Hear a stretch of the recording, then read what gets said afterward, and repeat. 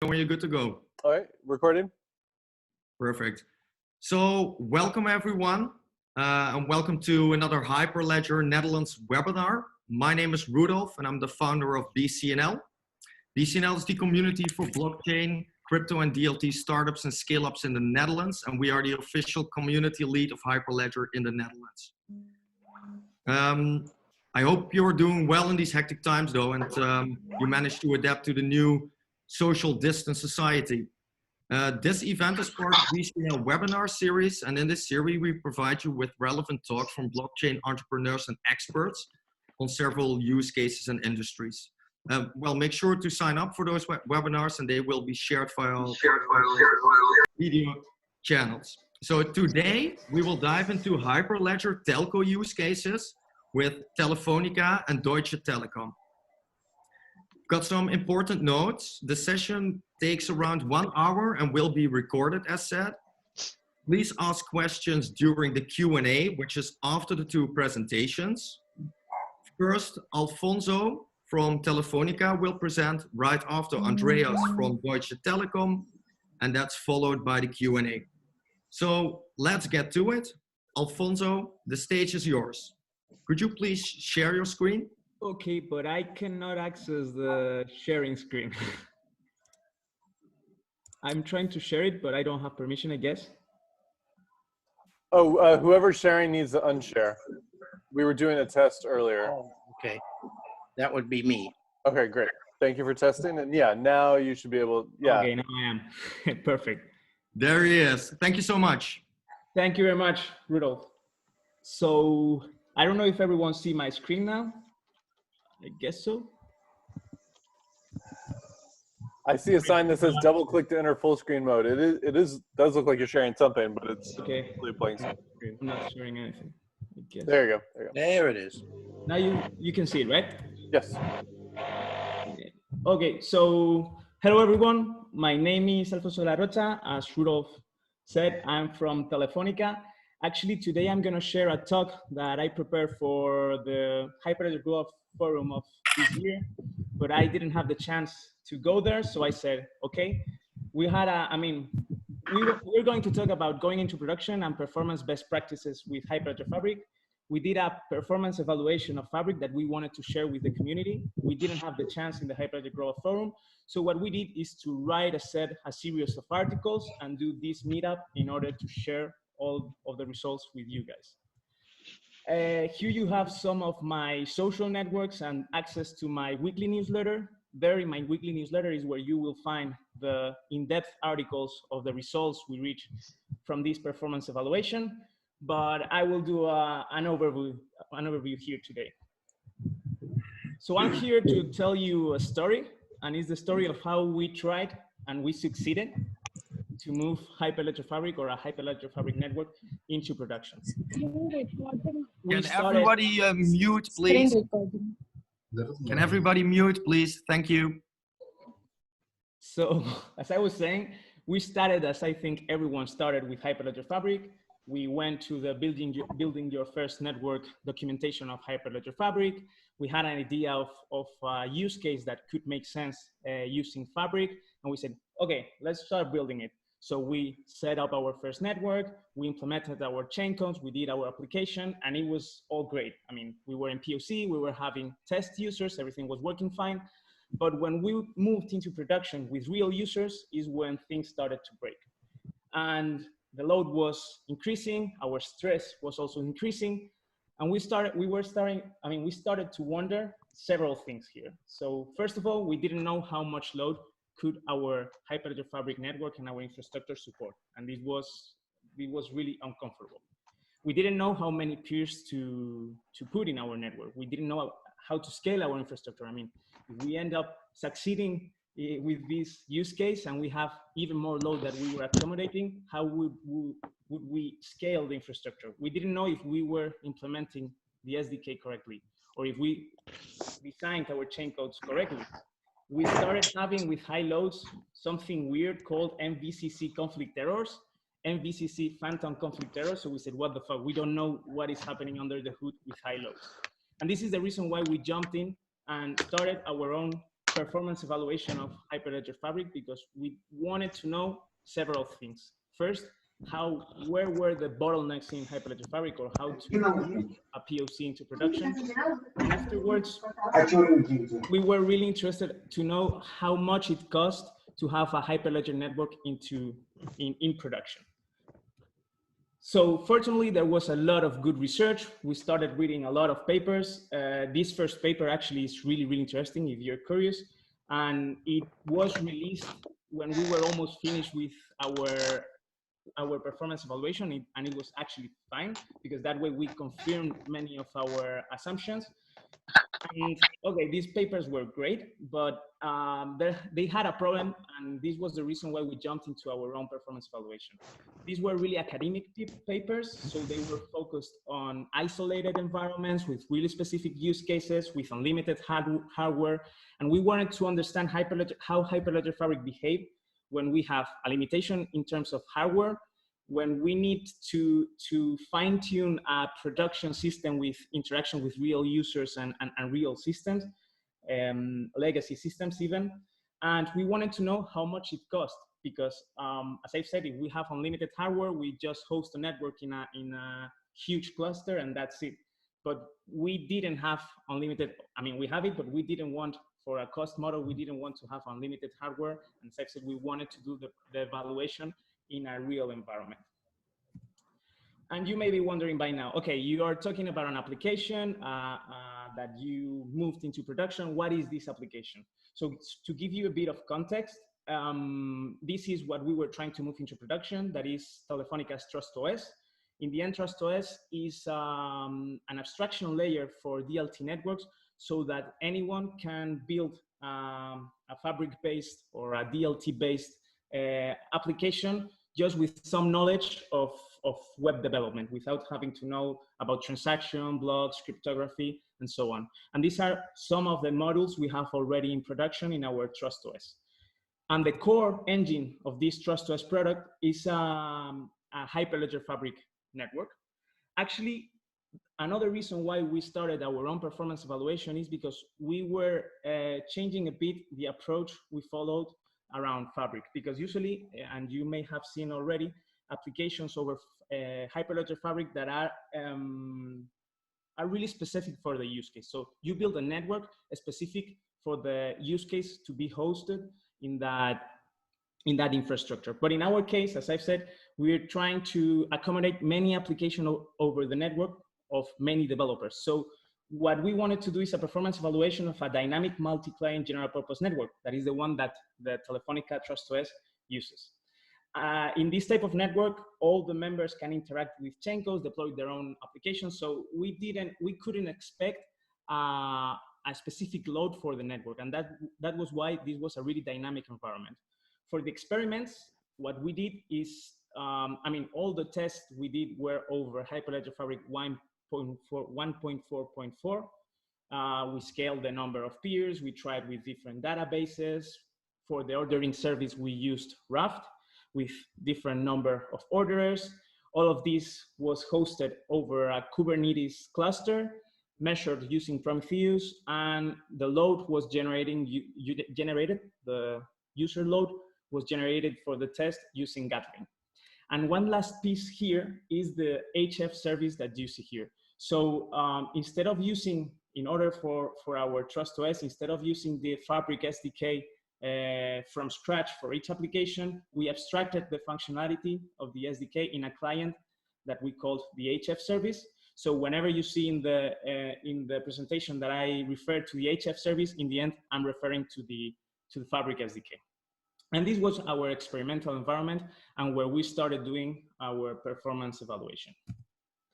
So we didn't really know where to start, of course. So we wanted to see where were the bottlenecks, but we didn't know where to start. So the first thing we did was to divide the Hyperledger Fabric stack into these 5 layers. The infrastructure, that is the underlying infrastructure that hosts the physical resources that host the Hyperledger Fabric network. The architecture, that we refer to this when this is the topology of the Hyperledger Fabric network, the number of nodes, the number of orderers, the databases we used. Then we wanted to study the protocol, the actual protocol that rules the operation of Hyperledger Fabric. And finally, the chain codes, our implemented chain codes, and the SDK. So let's start with the infrastructure. We did a lot of tests in which we tried with different number of resources, different topologies of networks. And the two things that we realized here, and two key learnings from this layer, is first, be sure that you always have enough resources to host your network topology, because if not, you will face really weird errors, and we'll see an example in just a bit. And secondly, be sure that you have low network delays in the communication between the different entities of the network. I mean, we had a lot of difference in the performance of networks according to the latency of the different entities in the network. So with all the tests that we did at this layer, these were the two key learnings. We even tried to have a Hyperledger Fabric hosted on bare metal compared to Kubernetes, but in our case, as we wanted to be in production, it was easier to host it in Kubernetes for our operational team. And I said that if you don't have enough resources, you start facing weird errors. And this is a fun example of what happened to us. We were doing some tests over a topology where we weren't giving enough resources to our peers. So we started with high loads, we started getting this error. Peers were throwing TLS handshakes errors. And we were saying, okay, what is happening? I mean, we have our TLS certificates correctly configured, our communications are working, so what is happening? And the problem was that peers were running out of CPU, so they weren't even able of doing the TLS handshake. So these are some of the weird errors you may be facing if you don't have enough resources for your network. And you may be wondering, okay, so how can I calculate the number of resources or the number of CPUs I need to accommodate my topology? So that's what we answered in the architecture layer. So we said, okay, we tried with a lot of different topologies with different number of endorsing peers, different number of orderers. We played with the CAs, we did a lot of things because we wanted to understand the computational profile of each of the entities of a Hyperledger Fabric network. And what we realized here is, first, if we want to scale our infrastructure, if we want to have a high transaction throughput in our infrastructure, we need to scale in the number of endorsing peers and in the number of channels, or in the number of channels. Because the more endorsing peers we have and the more channels we have in our infrastructure, the better performance we will have in our network. Of course, we have to bear in mind that we have to always have enough physical resources to accommodate this topology. So the more endorsing peers we have, the more CPUs we will need in our underlying infrastructure. So with this in mind, we answered one of our worries, that it was how to scale an infrastructure if we scale in the number of transactions per second in our system. Then related to the orders and the CA, I mean, they are not as intensive in terms of CPU, so we shouldn't worry that much. I mean, we saw some cases in which you should worry, but we shouldn't worry that much about them. So we have to worry about channels and endorsing peers and having enough resources to accommodate that topology with them. We also did some tests related to the database. A lot of people have written about this. This is nothing new. Of course, LevelDB, as it is an in-memory database, has better performance than CouchDB. But in my opinion, it wouldn't be directly, if to use CouchDB, LevelDB, it's not a binary decision. It depends on your specific use case, because for instance, for our operational team, they told us that they were more comfortable with CouchDB because they knew how to manage databases, and for high availability, it's easier to manage a CouchDB than a LevelDB. But of course, if you want a high performance and write a lot in the ledger, go for CouchDB because it would give, for LevelDB because it will give you better performance. So as I've said, we managed to answer one of our main worries, that it was how to scale a network. And the answer for us was to scale in endorsing peers and channels, but of course, always with enough CPUs. If not, I mean, I cannot stress it enough, you will face a lot of weird errors. So the next layer that we evaluate was the protocol. In this case, we didn't want, I mean, we had some ideas of things we could do to enhance the protocol, but we didn't want to touch the protocol at all because we didn't want to have and maintain a fork of Hyperledger Fabric. So that's why we just messed around with the configuration in order to see what was best for performance. And a few things here, the version of Hyperledger Fabric that you use will definitely affect the performance. As I've said, our tests were with Fabric 1.4.4, but if you go down to 1.3, you'll see that every new version has performance improvements. The best way of checking what has been included in each version or what to expect is to go to Fabric's Jira. They are, I mean, everything is really well documented and you have a lot of information of what are their plans related to performance.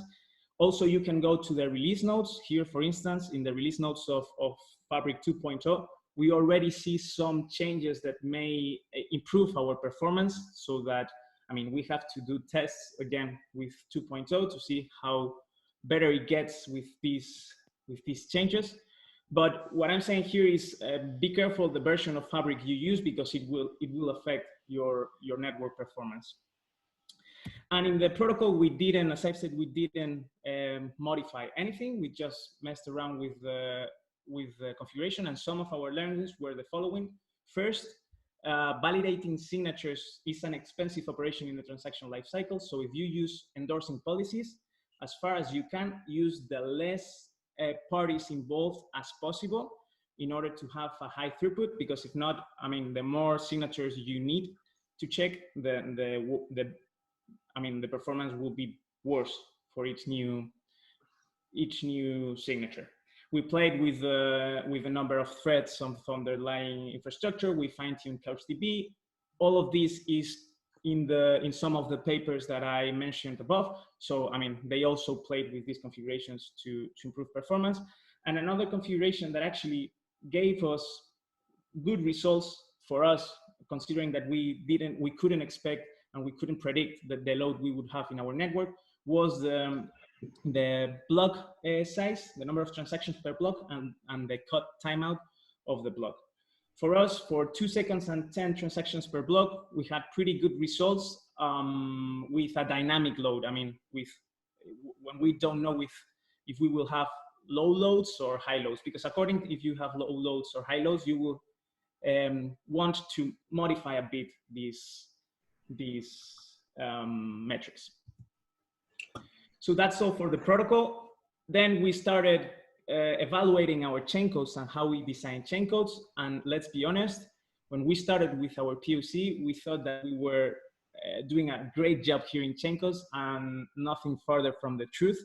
We were a bottleneck in our use case because with low loads, everything seemed to work. But then when we moved to high loads, we had to refactor all our codes.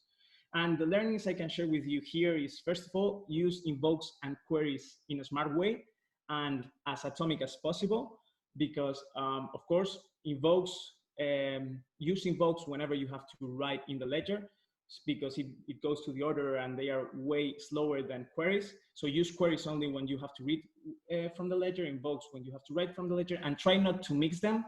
Use them as atomic as possible in your chain code functions, because in that way you will get the better performance. The second learning, and this is one of the most important ones in this layer, is to avoid MVCC conflicts. As I've said, when we were testing with high loads and with the old not refactor chain codes, we were facing this error because two transactions were trying to modify the same value, the same key, sorry, at the same time. And we were only facing this problem with high loads when two transactions, when there are race conditions and stuff.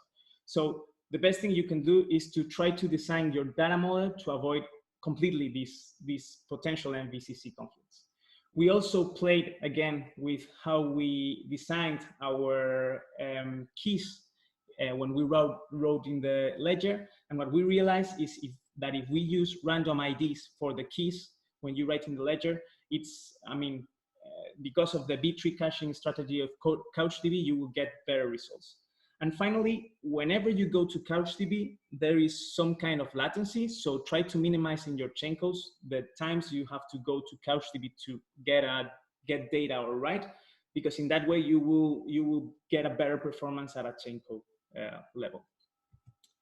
As I've said, one of the key problems when you design your chain codes in order to be performant is to avoid MVCC conflict. We did a lot of research around MVCC conflicts. Fortunately, this is an issue that in the database field and in the design of database systems, they have already faced.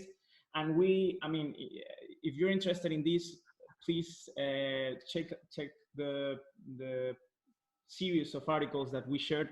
I'm not going to go in depth with this, but what we realize is that there are different strategies we can use when we design the data model in order to minimize these MVCC conflicts and to avoid that a two transactions are modifying the same key at the same time. And also something that it was great to realize is that all of our chain codes are implemented in Go. And in the end, a chain code is a Go application that can be profiled. So one of the things we did in order to see all of this and to evaluate the performance of our chain codes was to profile our chain codes using pprof. So what we did is take our Golang chain codes and profile them as if it was a standard Golang application in order to realize what was happening. And finally, and I don't want to extend more this discussion, the SDK, another disregarded part of our application. And it was because we weren't understanding how the SDK worked under the hood. And we were, again, with low loads, things were going fine in the POC, but then when we moved into production and with high loads and we started our benchmark, we realized that we were making some mistakes when we designed our SDK. And some things that we learned is first, where the SDK points or what entity in the network the SDK points for the transaction lifecycle matters for performance. Try to point with your SDK an endorser peer and the master order in order to minimize the communication overhead in the network for the transaction lifecycle. We also did a lot of tests of moving the SDK around to see how many SDKs should point in different topologies. And what we realized is that the best performance was achieved when we used a one-to-one mapping between SDK and endorsing peers. This means that for each endorsing peer, we had an SDK and an SDK endpoint pointing that endorsing peers.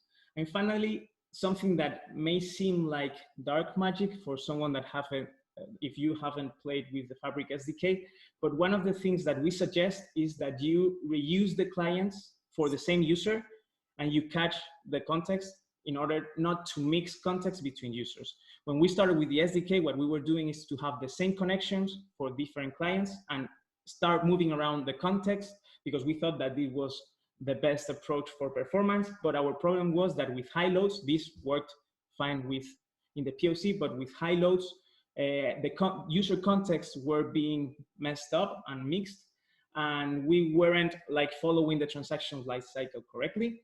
So, I mean, it probably makes no sense now if you haven't played with the Fabric SDK, but once you read the documentation, reuse clients for the same user with cached context in order to avoid many, many errors. And this is all in terms of the SDK. One last thing, when I said the one-to-one SDK mapping, this is what I was referring to. So we have two endorsing peers in this example. We will have two SDKs and a load balancer before balancing the load between the different endorsing peers. With this approach, it was the one that with which we got the best performance. So we really recommend this topology in order to get the most out of your infrastructure. And this was all that I wanted to share with you. I went pretty quickly because it was a really dense work and we did a lot of work with this. Again, if you're interested, we published throughout the last month a few articles and a series where we go in detail of all the tests we did and all our learnings. And from all this experience, what we can get is, I mean, I leave you with this message. Get ready for blockchain in production, because it was a hard quest, but blockchain is getting ready, step by step, is getting ready to be in production. So thank you very much, and that's all. Thanks. Thank you so much, Alfonso. It was great to see your insights, and thank you for sharing your experience on this particular project. May I ask Sir Carl Weaver to please mute your microphone? So sorry. Yeah, that's no worries. That can happen, but we sometimes hear an interruption, so that's why. Then let's move to Andreas Sommerwerk from Deutsche Telekom. Andreas, are you ready? Yes, I'm here. Hello. Perfect. So let me share my screen. So that should work now. Yes, we can see it. Go ahead, please. Thanks. Okay. So yeah, my name is Andreas. I work in DT, Deutsche Telekom, in the innovation lab in Berlin. And I'm part of the blockchain team there and leading the Telco blockchain activities. So we have various blockchain activities there. And the Telco ones are the ones that I would like to talk to you about in the coming minutes. So my background is not really technical. I have a service design background, and so my role is to match the requirements of the business to the possibilities of technology. So the presentation has a bit of a different focus than from compared to Alfonso's, but I think it's a good complement because it's less technical and more focusing on a business proposition and business use case. Let me just. So the topic that I'm dealing with, our team is dealing with, is the wholesale roaming process. So wholesale roaming is a process that involves operators. So it's not a customer-facing process; it's a B2B process. As you know, when you're roaming in a foreign countries, then you can still use your home operators. You still your home operator's SIM. That is the customer-facing process. That it's pretty easy. You get out of the plane and you can use your phone anywhere around the globe. But behind that, of course, there is also a business process, and there is also, of course, money flowing between the operators. So even in the European Union, where we don't pay anymore for roaming as end customers, there's still money being moved around on between the operators. So on that level, and this is what our project is focusing on, because you can imagine there is a lot of data that needs to be taken into account, and there's also a lot of money actually that's being moved around between the operators. So the process looks pretty straightforward. So what the operators do, they have contracts in place where they define the commercial conditions. Those are basically just monetary values that are assigned to the different services. So you say, okay, we agree on 1 cent per mobile call to certain destinations, or a certain amount of money for mobile data and text messages and so forth. So this is what you do in the beginning, mostly on a yearly basis. Then over the contract period, you are tracking the volumes. So every call that is being made, every data session that is being made is taken into account and being recorded. And then at the end of the period, you do the settlement. So you see, okay, how much data has been used, how many minutes have been used, and this is the process in a nutshell. And so there's a couple of hundred operator relationships in place in our case, and that's also mostly the same for the major operators worldwide. So there's different, I probably won't go into the details here, but there's different problems with each of these process steps. So one thing that really surprised me when I started working on the topic is that the contracts are all paper-based. So even though we are a very digital company, these contracts are actually printed out, signed, and then sent via snail mail around the globe. And then a couple of weeks later, you get the contract back signed.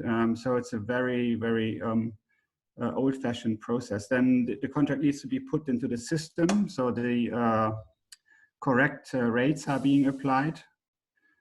Tracking volumes is also quite challenging, just because, of course, of the number of sessions that happen. So I think in the course of just one day, you have around 150 million records being created. So that's quite a lot. And also here you have third parties that are involved, so data clearing houses that help us with that. And then in the year end, there is also a lot of work involved in the settlement, because there's discrepancies between the volume tracking between the parties. So sometimes there are some records being tracked only on one side, and these discrepancies need to be discussed, and this is also a lot of manual work. Sometimes also wrong rates are being applied, because the rates that have been agreed on in the contracts are not have not been implemented into the systems. So there's a lot of problems that arise due to the complexity of the process, and also the inefficiency that you have in every of those process steps. So what we said is, okay, for fast results, we start with the contracts, because it's not too many. I mean, 400 contracts per year, and then some signatures. So that's a couple of hundred transactions on a blockchain per year. So this means we won't run into problems here. Also, the amount of data is not huge. I mean, it's a contract that has some information on pricing. That's all. So we thought that we are on a safe side here when it comes to number of transactions and data volumes. And also, we were basically working on a process where there were no legacy systems, because you had everything on paper. You did not need to interact with legacy systems, as you usually would have to do in a telco context. So this is why we said, okay, let's start just with the contracts to see if we can make it work just for the contracts in the beginning. So it's more or less a digitization project that we started with. So, but still, even though it's just one part of the process, we see that there are already results that help us shape the process in a more efficient way. So we are moving from something that is time-consuming and error-prone and pen and paper and manual to something that is fast, reliable, secure, and transparent when we work with blockchain here. So what we achieved is we built a prototype for that, for the contracts based on Hyperledger Fabric, and also tested and implemented it with other partner operators. By the way, Telefónica being one of them, but also with others. And settlement, so the last step is our next step in the development, because the volume tracking is probably the hardest step to take due to the amount of data, as you can imagine, and also the complexity that lies behind that, because there's a lot of different data formats, so there's no standard for that. So this is why we kept this as the last step. So one of the key learnings that I made during this process is that when you do a project like this, so you say, okay, we want to see, is this actually working as a business process for us? Most of the time you are not dealing so much with blockchain technology, but you deal with a lot of other stuff. So like governance, legal, UX, data protection, system and integration, data routing, and the like. So this is what takes up most of the time of the team, actually. So talking to lawyers and regulators and so forth, and of course, if you connect to another operator, then most of the time you're discussing how you're getting through firewalls and stuff, and not so much how the blockchain actually works. So this is probably an interesting insight. So also what you have to think about is the legal framework, because I mean, it's nice to have some kind of prototype where you can simulate contracts, but we wanted to go all the way. So we wanted to see if we can actually make this something legally valid between operators. And so what we did, just as a brief description here, is that we split up the current paper contract into two parts. So you see that there is a framework agreement that we did. This is still pen and paper because you need to do that at least once. So you put stuff like definitions in there, and also a lot of the clauses that don't change over time. And you say, okay, from now on, simply said, we are doing the commercial agreement over blockchain. So this is the legal construction that that we agreed on. And then what you have is you have the bare commercial conditions, which you can which we first put into an Excel sheet so that we can actually see what is required by the commercial department, because Excel is the tool that they work with, of course. Then we translated it into machine readable JSON file, and this is what goes as a hash onto the actual blockchain.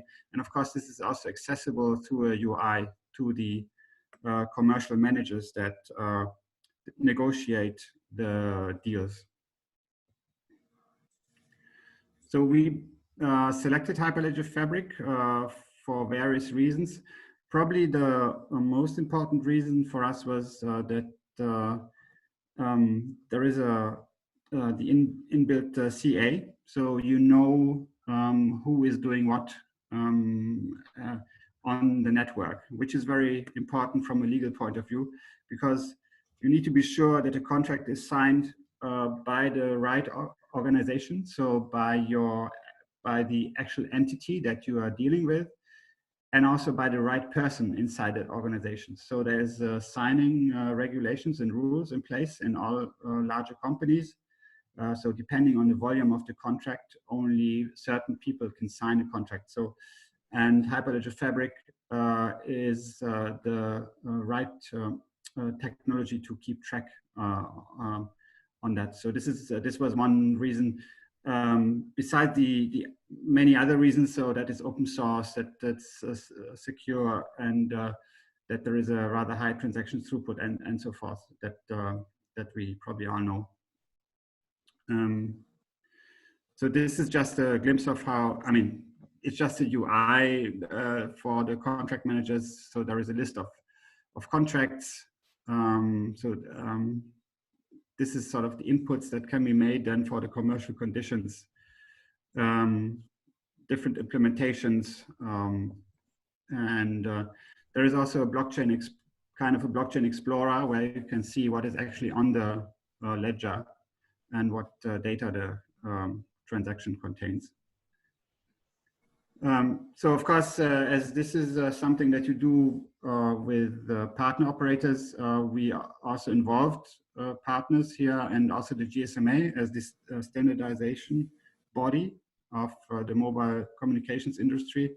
And we are actually working in a working group also with our friends from Telefónica and 6 other operators to actually standardize this as a solution and to build the first interoperator blockchain network for the wholesale roaming use case. Estoy roncoso, no. Lo que pasa es que cuando Ay, no. ahora es No, estoy haciendo Could you please cosas. mute Ignacio Varese? Thank you. Plus, we also have T-Mobile US on board, which is our partner company in North America.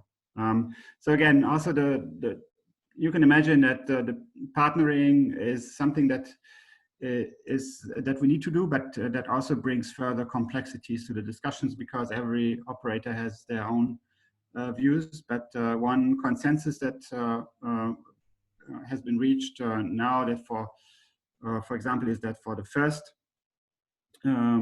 prototypes that we are building together, we also will be also using Hyperledger Fabric. So I think we are on a good way here to actually work together with the GSMA to create something that is going to be the industry standard in the near future. Also, forward-looking, we see that there is more use cases in the telco area. So roaming is just one. Fixed voice, data on demand, and fiber to the home.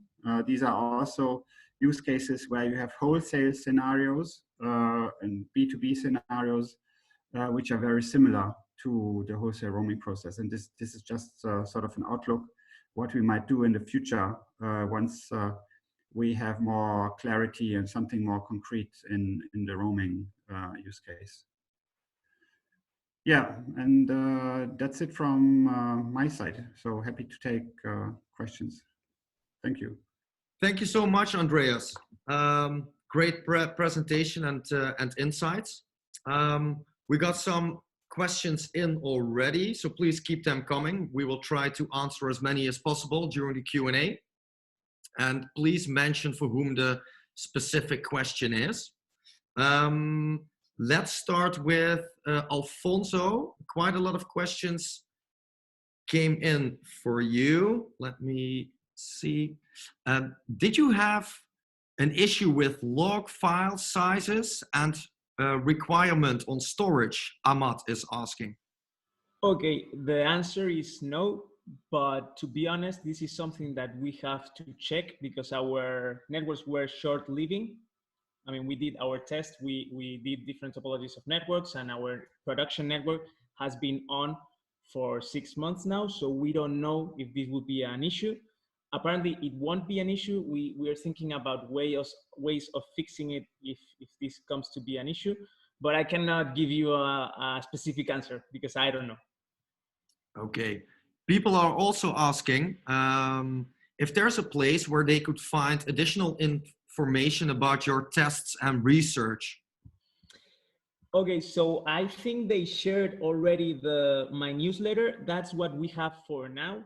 But I mean, we're planning to generate more documentation.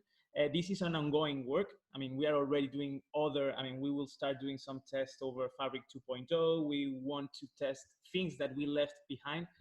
Because our deadline was the Hyperledger Global Forum to give a first bunch of results. But of course, our network is now in production. We are facing other issues, and we will most probably generate more content. I can give you my newsletter. You have my social network, and I can give you the links of my team also. And you can contact any of us, and we will keep you updated. We are constantly updating with information we find, with interesting content, and we will definitely generate more content with the test we are ongoing right now with Hyperledger Fabric 2.0. Perfect, perfect. Kamlesh, thank you for sharing the newsletter. Martijn Rutte has a question as well for Alfonso. Do you have any comment on the stability? Is there given enough CPU for endorsing peers? Is that question clear enough, or does Martijn want to add something to that? If he can clear it a bit, it would be great. Martijn, are you still there? Yeah, sorry. Yeah, just general say stability. Things crashing once in production. Do you see that the peers are stable? Do they restart a lot in Docker? Things like that. Okay, that's a really good question. So it depends on the chain code. It's true that our chain codes have been really tested already, so we're not facing these problems anymore. But in development, this is something we face.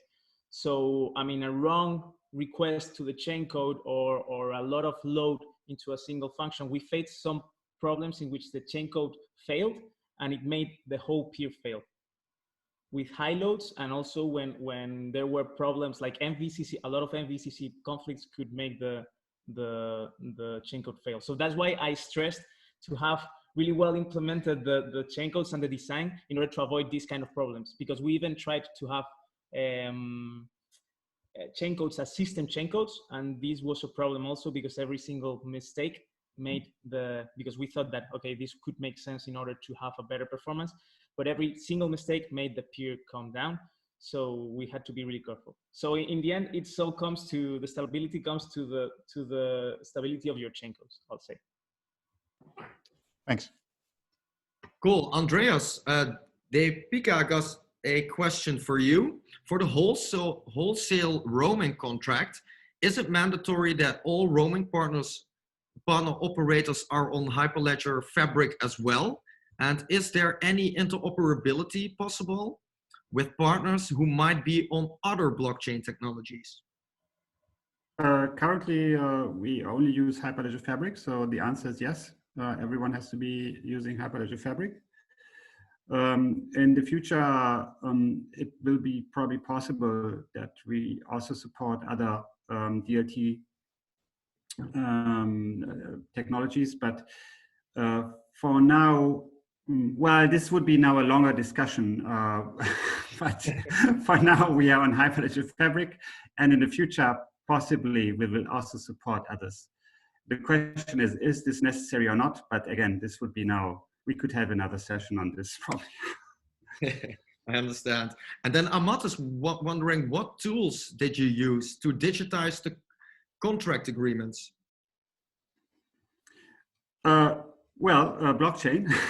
So, so the front end template that you've seen, so the UI is a very straightforward UI, and this is not so I mean, this is not the focus of the project. The focus really was to how to ensure, also from a legal perspective, that we can digitize contracts, and you can only do it with blockchain, in fact, because if you need to prove later on that a certain transaction, in our case is a signature or contract information, is actually the one that you agreed on, then you need something immutable and something distributed, actually.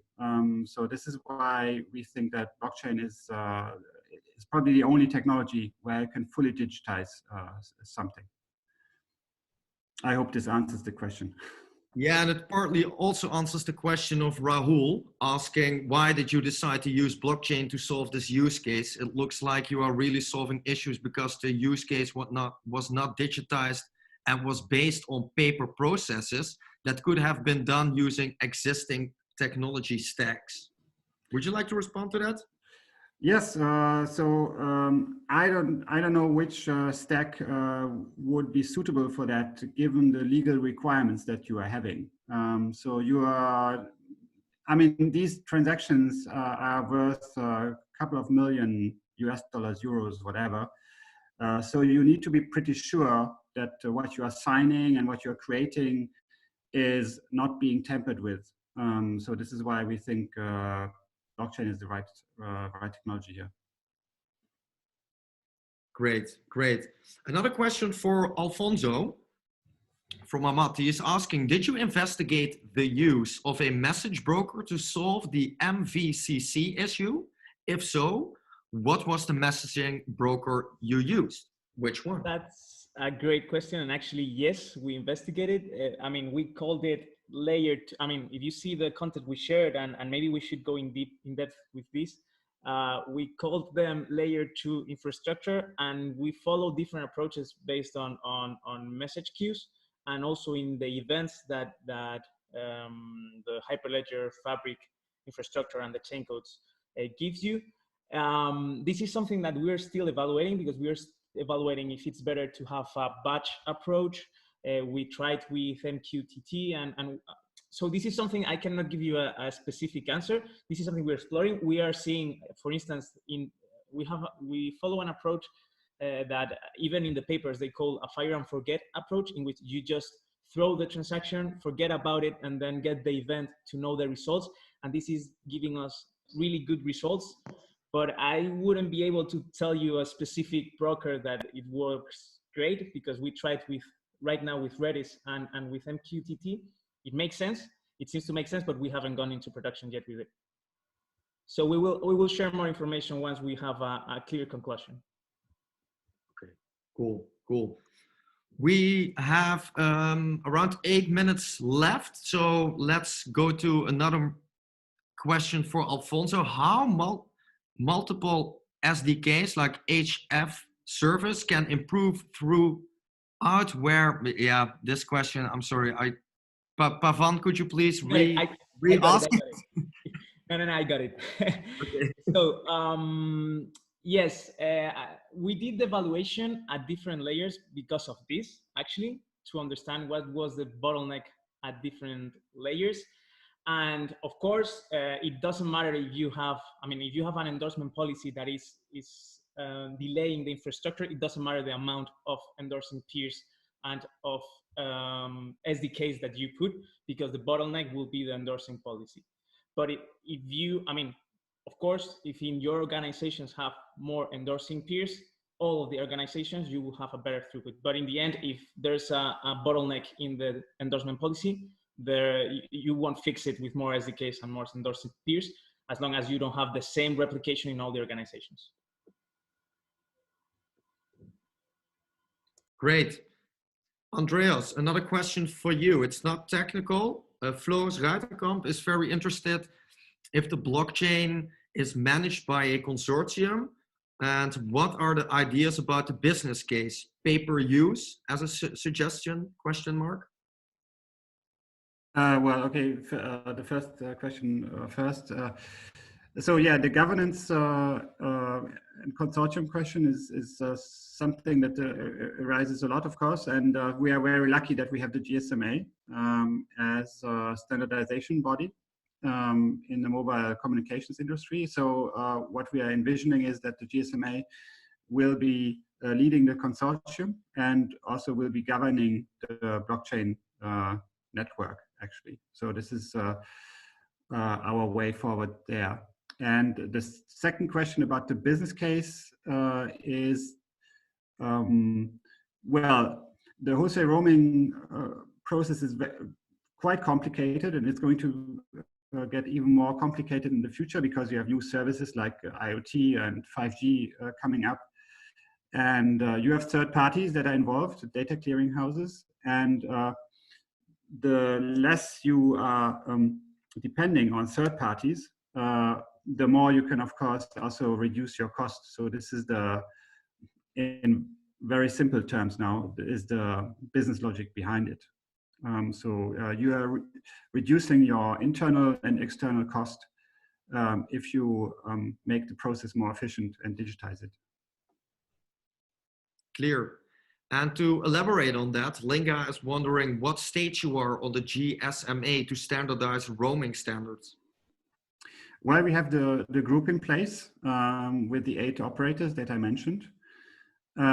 These operators are all committed to bring in their resources, and we already made the first step. So we agreed on kind of a roadmap forward So the architecture, the technology that we want to use. So as I said, for the first steps, it's going to be Hyperledger Fabric.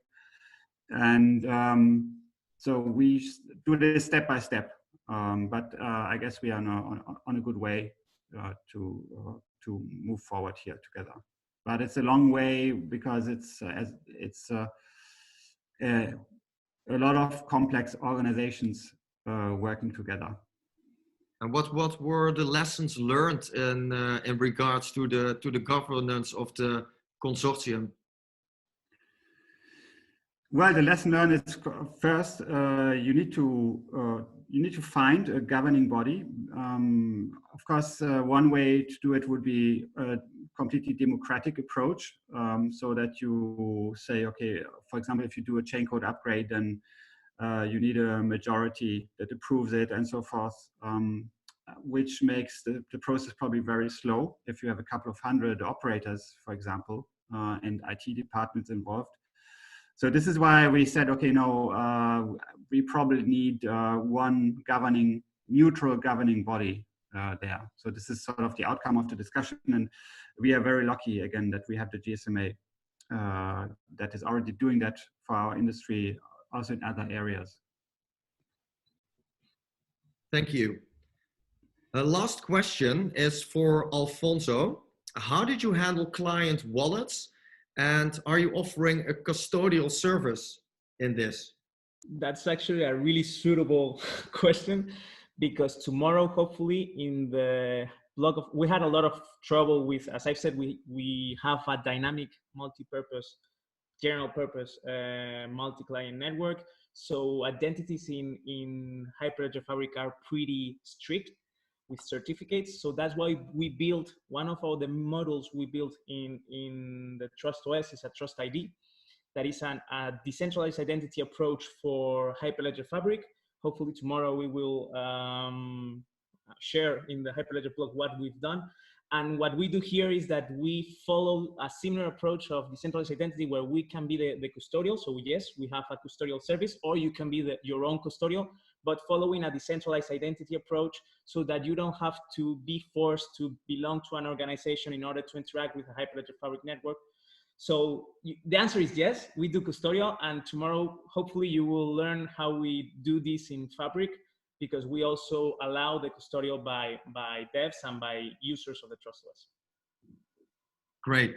Thanks so much. And thanks everyone for these great questions. I'm sorry we cannot answer all of them. So please feel free to leave questions at the meetup page itself. I will try to forward them, and you can always directly contact any one of us. In particular, thanks so much, Andreas and Alfonso, for sharing your insights and experience. It's very relevant for us. So thank you so much. And also David from the Linux Foundation for hosting this event. Yeah, and Rudolph, thank you for organizing this and running it too. Great. Yeah, it was great to see everybody show up and ask great questions. Thank you. Thanks, and speak soon. See you at the next webinar. Stay safe, everyone. Bye-bye. Bye. Thanks everyone, bye.